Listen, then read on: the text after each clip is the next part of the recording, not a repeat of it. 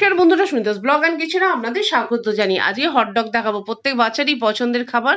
তার জন্য ফ্রাই প্যানে অল্প বাটার দিয়ে সসেজগুলো দিয়ে দেবো, পরিমাণ মতো নুন ও সামান্য গোলমরিচ দিয়ে আমরা হালকা করে ভেজে তুলে রাখবো। এবার ওই প্যানেতে অল্প সাদা তেল দিয়ে লম্বা করে কেটে রাখা ক্যাপসিকাম অল্প নুন দিয়ে হালকা ক্রাঞ্চি অবস্থায় ভেজে তুলে রাখবো। আপনারা চাইলে বাটারেও ভাজতে পারেন। এবার অল্প 2-4টে রসুন গ্রেট করে দেবো ও 2টো পেঁয়াজ লম্বা করে কেটে ভেজে নেবো অল্প নুন দিয়ে। এবার হাফ চামচ সয়া সস ও 1 চামচ টমেটো সস দিয়ে ভালো করে নেড়ে আমরা নামিয়ে রাখবো। বানগুলো আমরা হাফ মতো কেটে নেবো। এবার মাঝখানটা একটু হোল মতো করে নেবো, যাতে সসেজ ও পুরটা আমরা রাখতে পারি।